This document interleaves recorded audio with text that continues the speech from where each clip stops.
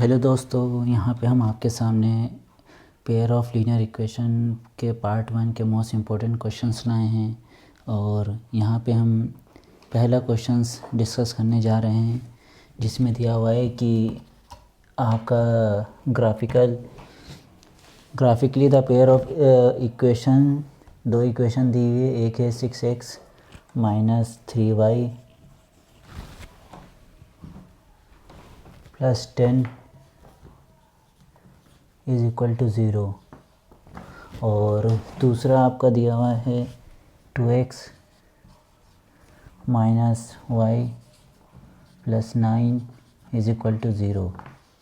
और यहाँ पे हमें बताना है पहले में कि ये दोनों लाइन इंटरसेक्ट कर रही हैं या कोइंसाइडिंग कर रही हैं या पैरेलल है, आखिर क्या है।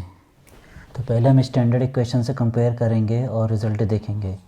a1x plus b1y plus c1 is equal to 0, और यहाँ दिया हुआ है 6x minus 3y plus 10 is equal to 0।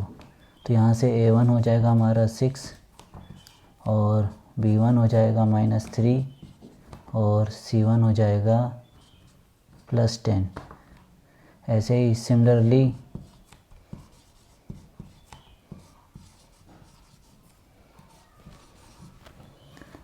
यहाँ पे हमारा a2 हो जाएगा 2 और b2 हो जाएगा माइनस 1, और यहाँ पे हमारा c2 हो जाएगा 9। यहाँ तीनों चीज़ निकल गई। अब हम क्या करेंगे, a1 a2 निकालेंगे। a1 upon a2 is equal to, ये हम करेंगे, जो हमारा हो जाएगा 3 हो जाएगा, और b1 अपॉन b2 करेंगे, जो कि हमारा हो जाएगा 3, और c1 अपॉन c2 निकालेंगे, जो कि हमारा हो जाएगा, यहाँ पे c1 10 है, 10/9 हो जाएगा। ये हमने यहाँ पे निकाल लिया। उसके बाद हम यहाँ पे देखेंगे कि a1 अपॉन a2 यहाँ हम देखेंगे इक्वल है b1 अपॉन b2 के इक्वल है, जो कि 3 है, लेकिन c1 अपॉन c2 के इक्वल नहीं है। तो ये कौन सी कंडीशन होती है? ये हमारी कंडीशन होती है पैरेलल लाइंस की। तो यानी लाइंस क्या हैं? Lines are parallel.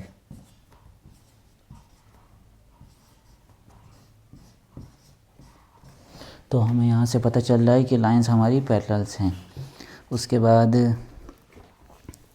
हम यहाँ पे इसका मैकेनिज़्म देखेंगे कि ये होता कैसे है। मैकेनिज़्म देखने के लिए हम यहाँ पे क्या करेंगे, मान लीजिए मैंने एक वाई एक्सिस ली, एक एक्स एक्सिस ली, यहाँ पे वाई एक्सिस ले ली और एक्स एक्सिस ले ली।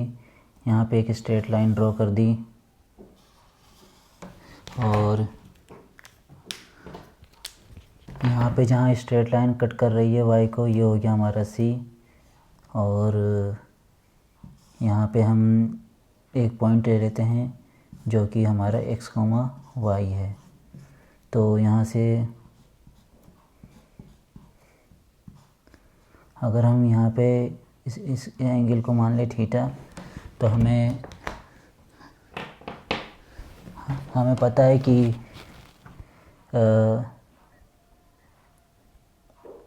टेन थीटा को हम है ना स्लोप कहते हैं। Tan theta is equal to slope होता है, और हमारा यहाँ पे स्लोप कितना हो जाएगा,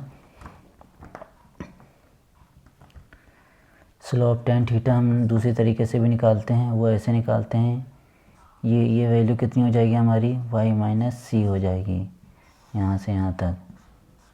और हमारा टोटल, क्योंकि ये यहाँ से यहाँ तक c है, और हमें पता है यहाँ से यहाँ तक हमारा क्या है, y है। तो ये हमारा टेन थीटा हो जाएगा परपेंडिकुलर, जो कि y माइनस सी है, अपॉन बेस हमें दे रखा है यहाँ से यहाँ तक x। तो हमारा बेस हो जाएगा x, और y minus c upon x किसके बराबर, m के बराबर। तो यहाँ से आ जाएगा m is equal to y minus c upon x. तो यहाँ से आ जाएगा y is equal to m x plus c. तो यानी स्ट्रेट लाइन की क्वेश्चन होती है y is equal to m x plus c, और जिसमें m क्या है हमारा स्लोप है और c क्या है y एक्सिस पे कहाँ कितने लेंथ पे काट रहा है। तो ये इंटरसेप्ट ऑन y एक्सिस, ये इंटरसेप्ट हो गया y एक्सिस पे। अब हमें पता है कि जनरल इक्वेशन लाइन की क्या होती है, a1x होती है प्लस b1y होती है plus c1 is equal to 0 होती है। तो यहाँ से हम क्या निकाल लेंगे, b1y is equal to minus a1x minus c1। तो यहाँ से y आ जाएगा हमारा minus a1 upon b1x minus c1 upon b1। तो ये पोर्शन हमारा किसके बराबर हो जाएगा, ये पोर्शन हमारा हो जाएगा बराबर m के, और ये पोर्शन किसके बराबर हो जाएगा, c इंटरसेप्ट के। तो मान लो c इंटरसेप्ट को यहाँ c डैश से डिनोट कर देते हैं और इसको m1 से कर देते हैं। तो m1 हमारा हो जाएगा माइनस a1 अपॉन b1, ये हमारा हो गया m1, और c डैश हमारा हो गया माइनस c1 अपॉन b1। तो ये हमारा ये हो गया माइनस a1 अपॉन b1। अब उसके बाद यहाँ पे अगर इस साइड देखें तो ऐसे ही सिमिलरली यहाँ पे भी देख लेंगे। सिमिलरली जो ये दूसरी लाइन होगी a2x plus b2y plus c2 is equal to 0, तो उसके लिए भी हमारा m2 क्या निकल के आ जाएगा, इसी तरह से माइनस a2 अपॉन b2, और यहाँ पे c डबल डैश से डिनोट कर देंगे इसे, ये निकल के आ जाएगा minus c2 upon minus b2। हमने निकाला था m1 is equal to minus a1 upon b1, और c डैश निकाला था हमने माइनस c1 अपॉन b1। इसी तरह हमने m2 निकाला था, m2 हमारा निकला था m2 इज इक्वल टू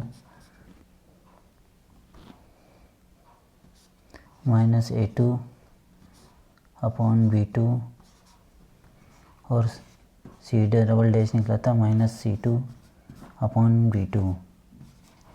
अब यहाँ पे तीन कंडीशन देख लेते हैं। पहली जो कंडीशन होगी वो हमारी क्या होगी, यहाँ पे जब लाइन इंटरसेक्ट करती हैं तो इसका मतलब क्या होता है कि इन दोनों के स्लोप क्या हैं, बराबर नहीं है। अगर स्लोप बराबर होते तो उसका मतलब क्या हो जाता, ये दोनों लाइन पैरेलल होती, क्योंकि इनका थीटा बराबर होता।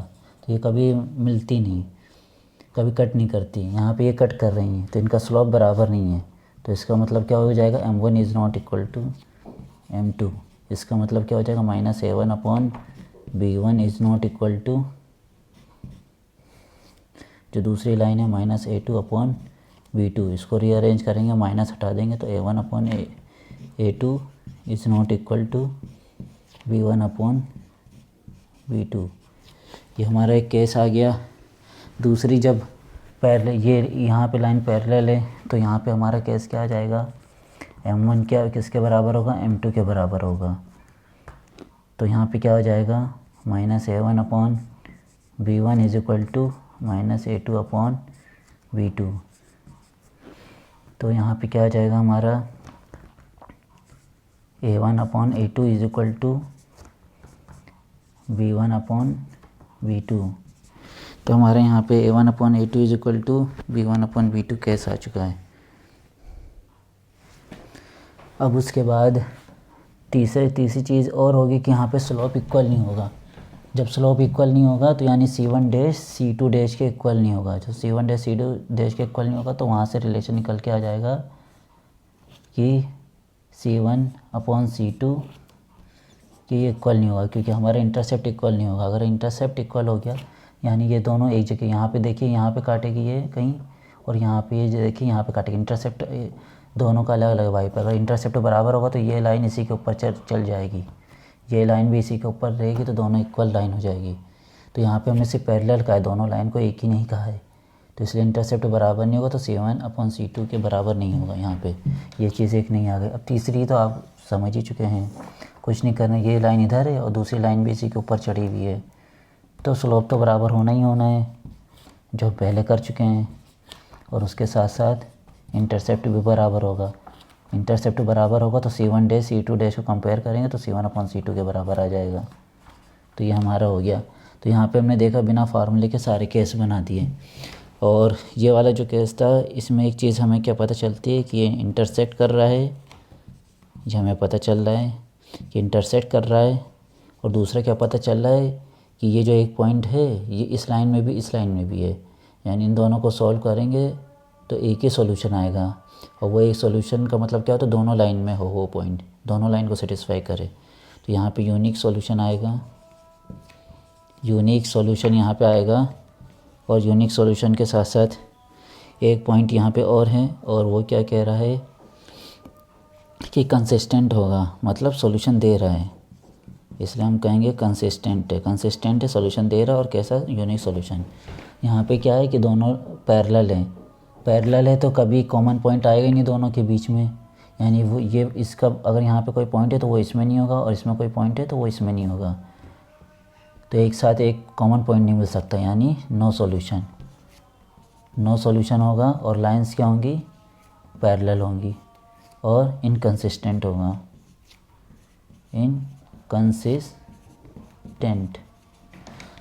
तीसरे की बात करते हैं तो तीसरे में क्या है, दोनों पैरेलल हैं और C1 C2 भी बराबर है, और दोनों एक ही के ऊपर एक ही लाइन है, यानी हर पॉइंट जो 1 पे वो 2 पे भी होगा, तो infinite many solution, infinite many solution.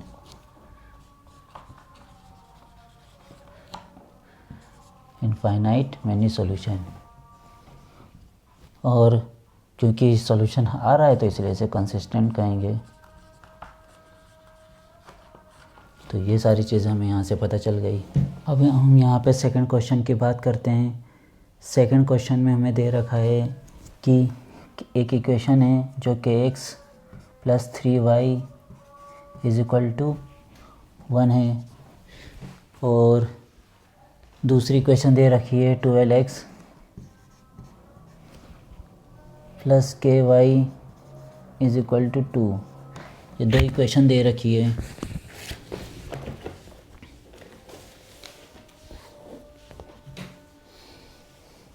और यहाँ पे हमें निकालना है k, निकालना है k, फाइंड करना है, और इस तरह से फाइंड करना है कि इक्वेशन क्या होनी चाहिए, नो सॉल्यूशन होना चाहिए, यानी कोई सॉल्यूशन नहीं आना चाहिए।